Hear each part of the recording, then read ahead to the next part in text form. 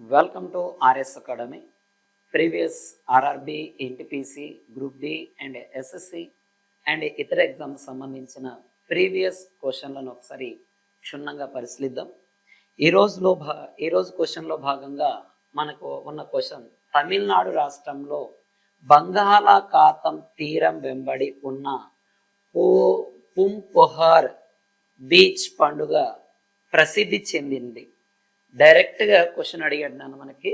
Previous మనకి RRB ఎన్టీపీసీలో 2022లో అడిగిన question ఏంటి సార్ అంటే, తమిళనాడు రాష్ట్రంలో బంగాళాఖాతం తీరం వెంబడి ఉన్న పుంపుహార్ బీచ్ డ్యాష్ పండుగ ప్రసిద్ధి చెందినది. Option A Chaitra Pournami, option B Charak కుర్పూజ అండ్ గంగా సాగర్ రేల్మా అండ్ పుష్కర్ మేళా అనేది ఉంది. దీని యొక్క రైట్ ఆన్సర్ ఏంటి సార్ అంటే చిత్ర పౌర్ణమి అనేది దీని యొక్క రైట్ ఆన్సర్. అంటే ఈ యొక్క తమిళనాడు బీచ్ వెంబడి నిర్వహించే ఒక ప్రముఖమైన పండుగ పుంపుహార్ బీచ్ పండుగ చిత్ర పౌర్ణమి రోజున దీన్ని నిర్వహించడం జరుగుతుంది. ముఖ్యంగా మనకు చూసుకుంటే ఇది ఎక్కడ సార్ అంటే బంగాళాఖాతం తీరం వెంబడి ఎక్కడి నుంచి సార్ అంటే కావేరీ నది తీరం నుంచి. ఎక్కడ సార్ అంటే మనకి ఏదైతే కావేరీ నది ఉంటుందో, ఏదైతే కావేరీ నది ఉంటుందో ఆ కావేరీ నది తీర ప్రాంతం నుంచి దాదాపుగా ఉత్తరం వైపున 3 కిలోమీటర్ల పరిధిలో ఏ పండుగ సార్ అంటే ఈ పుంపుహార్ బీచ్ ఫెస్టివల్ చిత్ర పౌర్ణమి రోజున జరుపుకోవడం జరుగుతుంది మనకి ఇది. అండ్ ఇక్కడ ఒక ఏది సార్ అంటే మనకి ఇక్కడ ఒక ఏది సార్ అంటే చర్చి మరియు ఒక దేవాలయం కూడా ఉండడం జరుగుతుంది మనకి ఇది. ఈ యొక్క తమిళనాడు యొక్క తీరరేఖ అంటే ఈ తీర ప్రాంతాన్ని, బంగాళాఖాత తీర ప్రాంతాన్ని, తమిళనాడు రాష్ట్రంలో ఉన్న తీర ప్రాంతాన్ని ఏమంటాం సార్ అంటే కోరమండల్ తీర ప్రాంతం అనే పేరుతో పిలుస్తారు. ఏమని పిలుస్తారు సార్ అంటే కోరమండల్ తీర ప్రాంతం అనే పేరుతో దీన్ని పిలవడం జరుగుతుంది మనకి ఇది. ఈ కోరమండల్ తీర ప్రాంతం అనేది చూసుకుంటే మనకి గతంలో దీన్ని ఆర్కాట్ తీరం అనే పేరుతో కూడా దీన్ని పిలవడం జరుగుతుంది మనకి ఇది. అయితే ఈ కోరమండల్ తీర ప్రాంతంలో మనకి ఉన్న ఈ ప్రాంతాన్ని ఆర్కాట్ తీర ప్రాంతం అని చెప్పడం జరిగింది. ఈ తీర ప్రాంతంలో చూసుకుంటే భారతదేశంలోనే అతి పొడవైన తీర ప్రాంతం కలిగిన పట్టణం ఎక్కడ ఉంది సార్ అంటే ఈ యొక్క తమిళనాడు ప్రాంతంలో ఉండడం జరుగుతుంది. అంటే భారతదేశంలో పొడవైన తీరరేఖ కలిగిన పట్టణం తమిళనాడు రాష్ట్రంగా చెప్పడం, తమిళనాడు రాష్ట్రంలోని ఏది సార్ అంటే చెన్నై పట్టణం అనే పేరుతో దీన్ని పిలవడం జరుగుతుంది మనకి. అదే భారతదేశంలో పొడవైన బీచ్ కలిగిన ఒక రాష్ట్రం ఏది సార్ అంటే తమిళనాడు. తమిళనాడులోని ఏది సార్ అంటే మనకి మెరీనా బీచ్, ఏది సార్ అంటే మనకి మెరీనా బీచ్ అనేది ఉండడం జరుగుతుంది మనకి ఇది నాన్న. ఈ మెరీనా బీచ్ అనేది భారతదేశంలోనే పొడవైన తీరరేఖ కలిగిన బీచ్ గా చెప్పడం జరుగుతుంది మనకి ఇది. అయితే భారతదేశం అనేది తీరరేఖ పొడవు అంటే భారతదేశం యొక్క తీరరేఖ పొడవు ఎంత సార్ అంటే మనకి 7,516.6 కిలోమీటర్లు ఉండడం జరుగుతుంది. అంటే భారతదేశం యొక్క తీరరేఖ పొడవు, coastal line length is 7,516.6 kilometre అనేది ప్రధానంగా భారతదేశ తీరరేఖ పొడవు అనేది ఉండడం జరుగుతుంది మనకి ఇది. అయితే ప్రపంచంలో పొడవైన తీరరేఖ కలిగిన రాష్ట్రం దేశం ఏది సార్ అంటే కెనడా అనే దేశం. అంటే ప్రపంచంలో పొడవైన తీరరేఖ కలిగిన దేశం ఏది సార్ అంటే మనకి కెనడా అనే దేశం అనేది కలదు మనకి. అయితే ఈ రోజు ప్రశ్న ఏంటి సార్ అంటే ప్రపంచంలో భారతదేశం తీరరేఖలో ఎన్నవ స్థానంలో కలదు? ప్రపంచంలో భారతదేశంలో భారతదేశం తీరరేఖలో ఎన్నవ స్థానంలో కలదు? మళ్ళీ క్వశ్చన్ అడుగుతున్నా చూడండి అన్న. ప్రపంచ తీరరేఖ కలిగిన దేశాలలో భారతదేశం యొక్క స్థానం మొదటి స్థానం ఏది సార్ అంటే మనకి కెనడా అని పిలుస్తున్నాం. ప్రపంచంలో పొడవైన తీరరేఖ కలిగిన దేశాలలో భారతదేశ స్థానం ఎన్నవది? చూడండి, మన వాళ్ళు చాలా మంది ఈ నిన్న అడిగిన క్వశ్చన్ కి జార్ఖండ్ లో ఏర్పాటు చేయబడిన మొట్టమొదటి స్టీల్ అండ్ ఐరన్ ఇండస్ట్రీ అంటే చాలా మంది కామెంట్ చేయడం జరిగింది. ఇంకా చూస్తున్న ప్రతి ఒక్కరు కూడా కామెంట్ చేయండి, సబ్స్క్రైబ్ చేయండి, షేర్ చేయండి, కామెంట్ చేయండి, మర్చిపోవద్దు. మీరు ఎన్ని కామెంట్లు చేస్తే మేము ఇంకా మంచి మంచి వీడియోలు కూడా పెట్టడం జరుగుతుంది మీకు. కాబట్టి గూగుల్ ప్లే స్టోర్ లో ఆర్ఎస్ అకాడమీ కర్నూల్ అనే మనకి యాప్ ఉంది. యాప్ ను కూడా డౌన్లోడ్ చేసుకోండి. ఆ యాప్ లో మేము ఏమున్న పీడిఎఫ్ లను అండ్ కొన్ని రకాల ఇమేజ్ లను కూడా తయారు చేయడం పంపించడం జరుగుతుంది. అండ్ ఆర్ఎస్ అకాడమీ కర్నూల్ అని టెలిగ్రామ్ గ్రూప్ కూడా మనకి మన ఆర్ఎస్ అకాడమీ తరపున ఉండడం జరుగుతుంది. ఆదరిస్తున్న ప్రతి ఒక్కరికి పేరు పేరున ధన్యవాదాలు. ఓకే, నిన్ననే మన యొక్క ఛానల్ అనేది 3000 మంది రీచ్ అవ్వడం జరిగింది. అది త్వరలో దాదాపుగా 4000, 5000 అలాగా లక్షల కొద్ది చేరుతుందని మనస్ఫూర్తిగా కోరుకోవడం జరుగుతుంది. అండ్ దాని తర్వాత నెక్స్ట్ క్వశ్చన్ కి వెళ్ళిపోదన్నాను మనము. ఏం సార్ అంటే యునెస్కో ప్రకారం ఎల్లోరాలో చూసుకుంటే మనకి ఏది సార్ అంటే మనకి యునెస్కో, ఓకేనన్న, యునెస్కో ప్రకారం ఎల్లోరా గుహలు ఎన్ని గుహల సమూహం ఇచ్చాడు అంటే యునెస్కో యొక్క దాని ప్రకారం ఎన్ని ఎల్లోరా గుహలు ఉన్నాయి? Okay, option A 34, option B 36, option C 32, option D 38. ఇది 2021లో అడిగిన క్వశ్చన్ అన్న కొంచెం జాగ్రత్తగా ఇచ్చేయండి మనకి.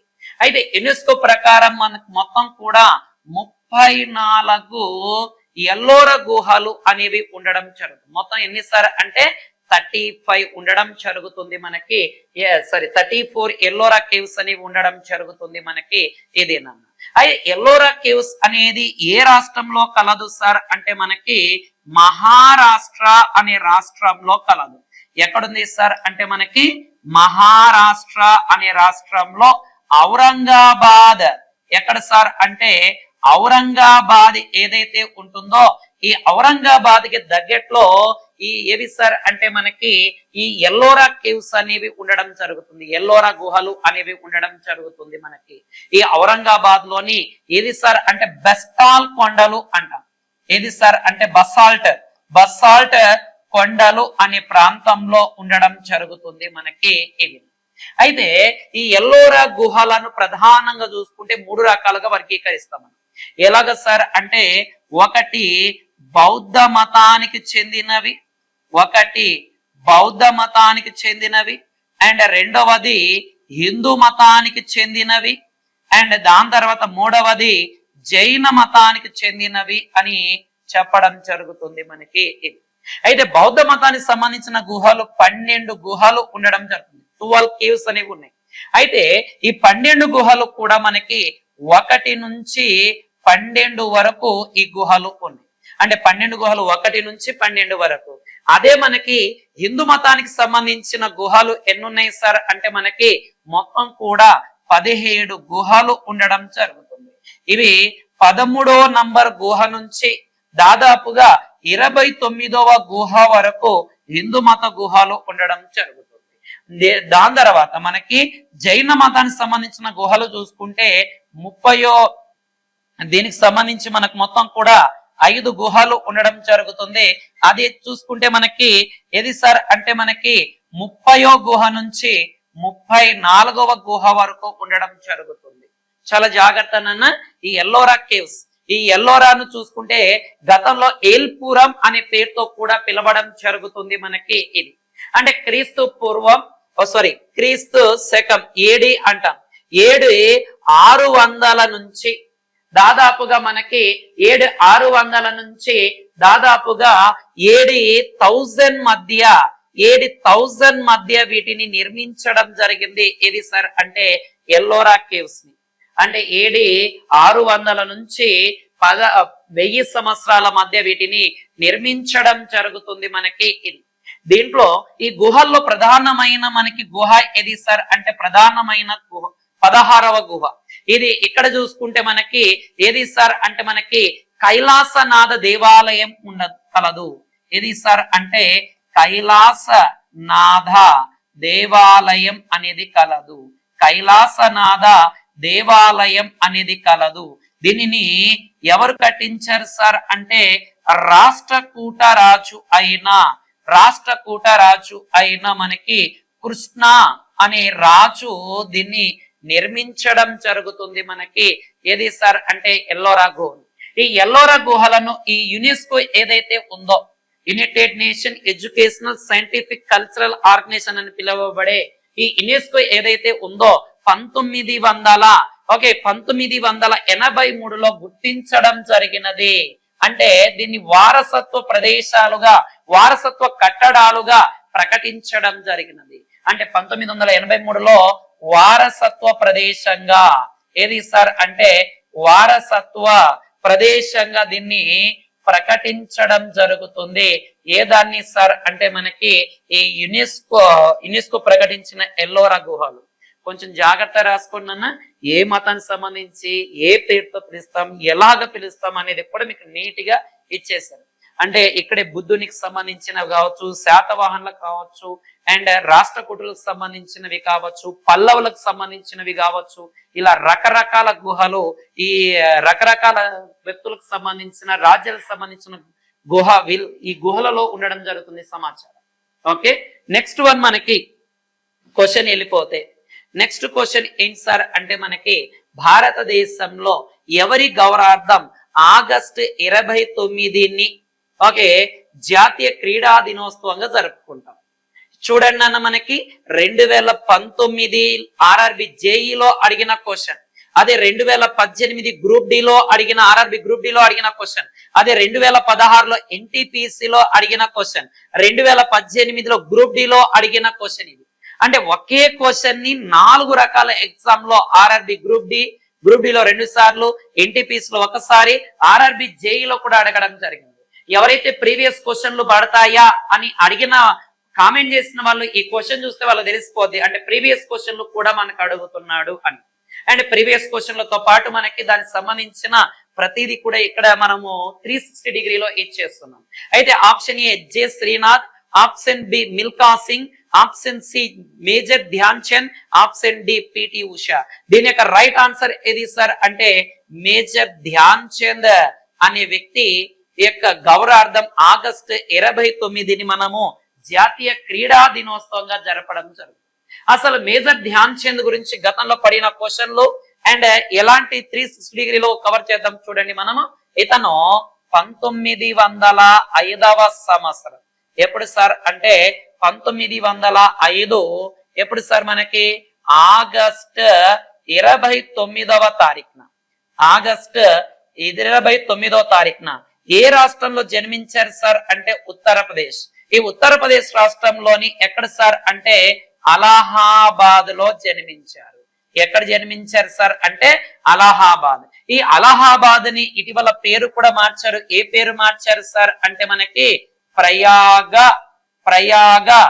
రాజ్ అనే పేరును కూడా వీళ్ళు పేరు పెట్టడం జరిగినది. కొంచెం జాగ్రత్త. ఉత్తరప్రదేశ్ లోని అలహాబాద్ లో జన్మించారు మనకి ఎవరు సార్ అంటే మేజర్ ధ్యాన్ చంద్ అనే వ్యక్తి. ఈ మేజర్ ధ్యాన్ చంద్ అనే వ్యక్తి చూసుకుంటే 1922లో సైన్యంలో చేరాడు అన్న. అంటే ఇండియన్ ఆర్మీలో ఎప్పుడు చేరాడు సార్ అంటే ఇతను 1922లో ఇండియన్ ఆర్మీలో చేరడం జరిగింది. 1956లో ఇండియన్ ఆర్మీ నుంచి రిటైర్మెంట్ అవ్వడం జరిగింది. అంటే 22 నుంచి 56 వరకు ఈ మధ్యలో ఇతను ఒలింపిక్స్ లో గోల్డ్ మెడల్ సాధించడం జరిగింది. ఏది సార్ అంటే హాకీలో ఒలింపిక్స్. ఏది సార్ అంటే ఒలింపిక్స్. ఏది సార్ అంటే ఒలింపిక్స్ లో మనకి గోల్డ్ మెడల్ సాధించడం జరిగినది మనకి. ఈ ఒలింపిక్స్ లో 3 సార్లు వరుసగా గోల్డ్ మెడల్ సాధించడం జరిగింది హాకీలో.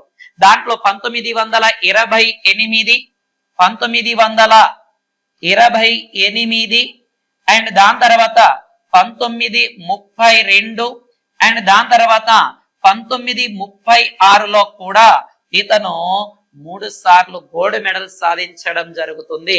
ఇది ఓకే. అండ్ దాని తర్వాత 1936లో మనకి ఇది బెర్లిన్ లో జరిగింది మనకి ఈ ఒలింపిక్ సమ్మర్ ఒలింపిక్. దీనికి కెప్టెన్ గా కూడా మనకి మేజర్ ధ్యాన్ చంద్ గారు ఉండడం జరుగుతుంది. మనకి ఇతను తన కెరియర్ లో మొత్తం కూడా అతను మేజర్ ధ్యాన్ చంద్ అనే వ్యక్తి 400 గోల్స్ ని చేయడం జరుగుతుంది. అంటే ఎన్ని గోల్స్ తన కెరియర్ లో మొత్తం దాదాపుగా 400 గోల్స్ ని చేయడం జరిగింది. ఇదే మేజర్ ధ్యాన్ చంద్ ని ఏమంటాం సార్ అంటే హాకీ మాంత్రికుడు, ది విజార్డ్ ఆఫ్ హాకీ అనే పేరుతో కూడా ఇతన్ని పిలవడం జరుగుతుంది మనకి. అయితే ఈ కేంద్ర ప్రభుత్వం అనేది చూసుకుంటే ఇటీవల 2021లో ఇతని పేరు మీద ఒక అవార్డును ప్రవేశపెట్టడం జరిగింది. అంటే గతంలో ఉన్న అవార్డును 2021లో పేరు మార్చడం జరిగింది. మనకి ఏ అవార్డు సార్ అంటే మనకి okay major Dhyan Chand Khel Ratna, major Dhyan Chand Khel Ratna అవార్డుగా పేరు మార్చారు. ఖేల్ రత్న అవార్డుగా పేరు మార్చడం జరిగింది. అంటే గతంలో రాజీవ్ ఖేల్ రత్న అవార్డుగా ఉండేదాన్ని మేజర్ ధ్యాన్ చంద్ ఖేల్ రత్న అవార్డుగా ప్రకటించారు. ఈ మేజర్ ధ్యాన్ చంద్ ఖేల్ రత్న అనేది మొదటలో 1991-92లో రాజీవ్ గాంధీ ఖేల్ రత్న అవార్డుగా పిలిచేవారు. 2021లో దీని పేరును మేజర్ ధ్యాన్ చంద్ ఖేల్ రత్న అవార్డుగా ఇచ్చేశారు. అదే మేజర్ ధ్యాన్ చంద్ ఖేల్ రత్న అవార్డు 2024లో మొత్తం 4 వ్యక్తులకు రావడం జరిగింది. అంటే నిన్నటి రోజున 17వ తారీఖున జనవరి 17వ తారీఖున వీళ్ళకి అవార్డులు కూడా మంజూరు చేయడం జరిగినది మనకి ఇది. అదే ఎవరెవరు సార్ 4 వ్యక్తులు అంటే గుకేష్ డి అనే వ్యక్తి చెస్ లో రావడం జరిగింది. అండ్ హర్మన్ ప్రీత్ సింగ్ హాకీలో రావడం జరిగింది. అండ్ ప్రవీణ్ కుమార్ అనే వ్యక్తికి మనకి పారా అథ్లెటిక్ లో రావడం జరిగింది. మాను బాకర్ షూటింగ్ లో రావడం జరిగింది. ఏది సార్ అంటే మేజర్ ధ్యాన్ చంద్ ఖేల్ రత్న అవార్డు. ఈ మేజర్ ధ్యాన్ చంద్ ఖేల్ రత్న అవార్డు సంబంధించి మనం వీడియో కూడా చేసాం చూడండి అన్న. ఎప్పుడు మొదట్లో ఎవరికి వచ్చింది అంటే మొదటిగా పొందిన వ్యక్తి ఎవరు, ఆంధ్రప్రదేశ్ నుంచి ఎవరు పొందారు ఏంటి అని కూడా మొత్తం మీకు ఇవ్వడం జరిగింది మనకి ఇది. కాబట్టి ఇతని యొక్క బర్త్డేని మనం మేజర్ ధ్యాన్ చంద్ యొక్క పేరు బర్త్డేని ఆగస్టు 29ని నేషనల్ స్పోర్ట్స్ డే గా జరుపుతున్నాం. ఎప్పటి నుంచి నిర్వహిస్తున్నాం సార్ అంటే 2012 నుంచి నేషనల్ స్పోర్ట్స్ డే జాతీయ క్రీడా దినోత్సవంగా జరుపుతున్నాం. అండ్ నేషనల్ గేమ్ కూడా ఏది సార్ అంటే మనకి హాకీనే ఉండడం జరుగుతుంది. చూడండి మనకి కాబట్టి కొంచెం జాగ్రత్తగా చూడండి. నేటి కోసం మళ్ళీ అడుగుతున్నా, భారతదేశం తీర రేఖలో ప్రపంచంలో ఎన్నవ స్థానంలో కలదు? మళ్ళీ క్వశ్చన్ అడుగుతున్నా, ప్రపంచ తీర రేఖ కలిగిన దేశాల్లో భారతదేశం ఎన్నవ స్థానంలో కలదు? ఓకే నెక్స్ట్ క్వశ్చన్కి వెళ్ళిపోదన్నా మనం. భారతదేశం యొక్క ఉత్తర మైదానంలో పాత ఒండ్రుతో కూడిన భాగాన్ని ఏమంటారు? ఓకేనన్న. Option A Bangar, option B Terai and option C Khadar, option D Bhabar అని ఉండడం జరుగుతుంది. అయితే మనకి ఈ యొక్క ఉత్తర మైదానాలు అనే దానికి రైట్ ఆన్సర్ ఏంటి సార్ అంటే పాత ఒండ్రు మట్టికి ఏమని పిలుస్తాం సార్ అంటే బంగర్ అనే పేరుని పిలవడం జరుగుతుంది. అంటే మన భారతదేశం అనేది మనకి ఇలాగా ఉంటే ఓకేనన్న, ఈ భారతదేశం అనేది ఇలాగా ఉంటే మనకి ఈ ఉత్తర ప్రాంతంలో మనకి ఏమున్నాయి సార్ అంటే ఈ ప్రాంతంలో హిమాలయాలు ఉన్నాయి. ఈ ప్రాంతంలో మనకి ఏమున్నాయి సార్ అంటే ద్వీపకల్ప పీఠభూమి. ఓకే ద్వీపకల్ప పీఠభూమి ఉండడం జరుగుతుంది మనకి. ఈ మధ్యలో ఉన్న ఈ భాగాన్ని మనం ఏమంటాం సార్ అంటే ఉత్తర మైదానాలు అనే పేరుతో పిలుస్తాం. ఈ ఉత్తర మైదానాలు దాదాపుగా చూసుకుంటే మనకి సింధు నది ముఖద్వారం నుంచి ఈ బ్రహ్మపుత్ర ముఖద్వారం వరకు దాదాపుగా 3200 కిలోమీటర్లు ఉంటాయి. అయితే ఈ భారతదేశంలో ఉత్తర మైదానాల యొక్క పొడవు 2400 కిలోమీటర్లు ఉండడం జరుగుతుంది. భారతదేశంలో ఉత్తర మైదానాల పొడవు 2400 కిలోమీటర్లు. అయితే మామూలుగా చూసుకుంటే ఇక్కడ పాకిస్తాన్ నుంచి ఇక్కడ బంగ్లాదేశ్ వరకు 3200, కానీ భారతదేశంలో మాత్రం 2400 కిలోమీటర్ ఉండడం జరుగుతుంది మనకి. ఇవి అత్యధిక వెడల్పు ఎక్కడ ఉంటాయి సార్ భారతదేశంలో అంటే పంజాబ్ రాష్ట్రంలో అత్యధికంగా వెడల్పును కలిగి ఉంటాయి. దాదాపుగా 500 కిలోమీటర్ల వెడల్పును కలిగి ఉండడం జరుగుతుంది. అంటే మిగతా ప్రాంతంలో చాలా తక్కువగా ఉండడం జరుగుతుంది. దాదాపుగా ఈ మందం చూసుకుంటే ఉత్తర మైదానాలు దాదాపు 1300 నుంచి 1800 మందం ఉండడం జరుగుతుంది. అదే ఇక్కడ ఉన్న యమునా నది తీర ప్రాంతంలో ఎక్కువగా మందంగా ఉండడం జరుగుతుంది. ఈ ఉత్తర మైదానంలో ఉన్న నేలల్ని కొన్ని రకాల పేర్లతో పిలుస్తాను. ఏమని పిలుస్తాం సార్? ఓకే, ఏమని పిలుస్తాం సార్ ఉత్తర మైదానాల్లో ఉన్న వాటిని అంటే మనకి ఓకే ఏమని పిలుస్తాం సార్ అంటే బంగర్, బంగర్, ఓకేనన్నా బంగర్. దాని తర్వాత మనకి ఖాదర్, ఖాదర్ అండ్ బాబర్, బాబర్, టెరాయి, టెరాయి అండ్ దాని తర్వాత చూసుకుంటే మనకి టెరాయి, రే, కలార్, కలార్, ఉషార్, ఉషార్ అనే పేరుతో పిలుస్తారు. అండ్ డెల్టా మైదానాలు అని కూడా పిలుస్తారు. అంటే బంగార అంటే పాత ఒండ్రు మట్టి నేలలు, ఖాదర్ అంటే కొత్త ఒండ్రు మట్టి నేలలు, అండ్ బాబర్ అంటే చిన్న చిన్న గొలకరాళ్ళు కలిగిన నేలలు, టెరాయి అనగా చిత్తడి నేలలు, రే, ఉషార్, కలార్ అనేవి మనకి ఏంటి సార్ అంటే ఇవి పనికిరాని నేలలుగా పిలుస్తా మనకి బంగర్ ఖాదర్ లో ఉంటాయి. ఈ ఉషార్ కూడా మనకి. అండ్ డెల్టా మైదానాలు అంటే నది తీర ప్రాంతంలో ఉండడం జరుగుతుంది. అంటే ఎలాంటి రకపు మైదానాలు ఉంటాయో కూడా మనం చూసాం. అండ్ దాని తర్వాత ఇక్కడ మనకి ఈ మైదానాలు కొన్ని రకాలుగా విడగొట్టడం జరిగింది. ఏ మైదానాలను? ఈ ఉత్తర మైదానాలను కొన్ని రకాలుగా విడగొట్టడం జరిగినది మనకి. అదే ఇక్కడ మనకు ఉన్న మైదానాలను ఏమంటాం సార్ అంటే కాశ్మీర్ లేదా వీటిని సింధ్ మైదానాలు అంటాం. అంటే సింధు నదికి ఉత్తర భాగంలో ఉన్న మైదానాలు. అదే భారతదేశానికి వాయు ప్రాంతంలో ఉన్న మైదానాలను ఏమంటాం సార్ అంటే రాజస్థాన్, రాజస్థాన్ మైదానాలు అంటాం. ఇక్కడ సింధు నది సట్లెజ్ నది మధ్యలో ఉన్న మైదానాలను, సింధు నది సట్లెజ్ నది మధ్యలో ఉన్న వాటిని ఏమంటాం సార్ అంటే పంజాబ్, పంజాబ్, హర్యానా మైదానాలు అంటాం మనము. ఇది నన్ను. అండ్ దాని తర్వాత ఏది సార్ అంటే మనకి ఈ యొక్క సట్లెజ్ అండ్ దాని తర్వాత ఇక్కడ మనకి కాళీ నదిల మధ్య, కాళీ నదిల మధ్య ఉన్నదాన్ని మనం ఏమంటాం సార్ అంటే మనకి ఓకే సారీ సట్లెజ్ నుంచి ఇక్కడ తీస్తా నది వరకు ఉన్న మైదానాన్ని గంగా మైదాన ప్రాంతం అనే పేరుతో పిలుస్తాం. అదే మనకి తీస్తా నది అండ్ బ్రహ్మపుత్ర నదుల మధ్య ఉన్న మైదానాన్ని అస్సాం మైదానం అనే పేరుతో పిలుస్తాం. అంటే ఇక్కడ ఉన్న ఉత్తర మైదానాలను కూడా ఎలాగ సార్ అంటే కాశ్మీర్ లేదా సింధు మైదానం అండ్ రాజస్థాన్ మైదానం ఎడారి ప్రాంతం, పంజాబ్ హర్యానా మైదాన ప్రాంతం అండ్ గంగా మైదాన ప్రాంతం అండ్ అస్సాం మైదాన ప్రాంతం అనే పేరుతో కూడా పిలుస్తాం. ఈ ఉత్తర మైదానంలో అత్యంత ఎత్తైన ప్రాంతం ఏది సార్ అంటే అంబాలా అనే పేరుతో పిలుస్తాం.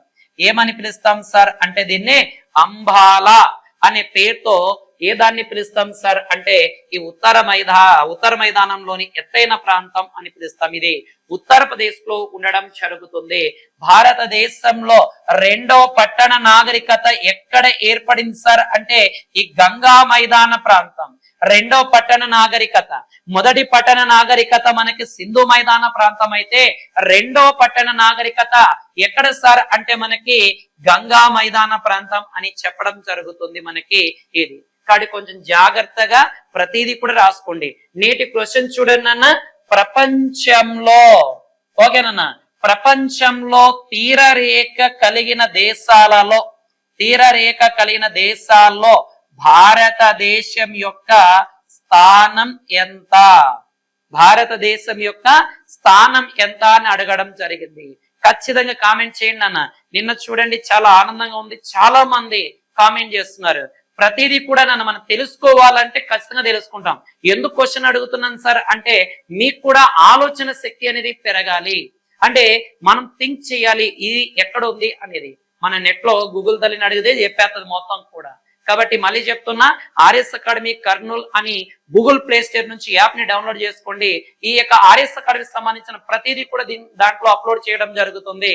అండ్ దాని తర్వాత ఆర్ఎస్ అకాడమీ కర్నూల్ అనే టెలిగ్రామ్ గ్రూప్ కూడా మనకి టెలిగ్రామ్ లో ఉంది. ఆ యాప్ లో మీరు రీచ్ చేసుకుంటే, టైప్ చేస్తే మన టెలిగ్రామ్ గ్రూప్ కూడా రావడం జరుగుతుంది. ఓకే, ఖచ్చితంగా అలాగే వీడియోని చూడడం జరుగుతుందని అందరూ ఖచ్చితంగా సబ్స్క్రైబ్ చేయండి, కామెంట్ చేయండి, లైక్ చేయడం మాత్రం మర్చిపోవద్దు. ఆర్ఎస్ అకాడమీ కర్నూల్, మీ స్వామి సార్. ఓకే, ఇక్కడ ఇంకోటి ఉంది నాన్న, సారీ ఆగండి, వెళ్ళిపోవద్దు, ఇంకా ఉంది. ఇక్కడ చూడండి, మన ఆర్ఎస్ అకాడమీ తరపున ఇలాగ డిజైన్ అంటే ఇస్రో చైర్మన్ కి సంబంధించిన డిజైన్ అనేది నీట్ గా చేయడం జరుగుతుంది. ఇలాంటి పోస్టులన్నీ కూడా మన ఆర్ఎస్ అకాడమీ టెలిగ్రామ్ గ్రూప్ లో రావడం జరుగుతుంది. సింపుల్ గా చూస్తే మనం ఇదవుతాం. చూడండి, ఇస్రో యొక్క మొదటి చైర్మన్ ఎవరు, ప్రెసిడెంట్ ఎవరు ఉన్నారు, ఎప్పుడు నుంచి ఎప్పుడు దాకా పనిచేశారు అనేది కూడా ఉండడం జరుగుతుంది. ఓకే, ఖచ్చితంగా చూడండి, మనకి నాన్న ఆర్ఎస్ అకాడమీ కర్నూలు ఇక్కడ ప్రతిదీ కూడా మా ఫోన్ నంబర్లతో సహా ఇవ్వడం జరిగింది. ఈ ఫోన్ నంబర్లు కాల్ చేస్తే మీకు ఎలాంటి డౌట్ ఉన్నా మా టెక్నికల్ టీము అండ్ మా డైరెక్టర్ గారు మీతో మాట్లాడడం జరుగుతుంది. ఓకే, ఆర్ఎస్ అకాడమీ కర్నూల్, మీ స్వామి సార్. జై హింద్.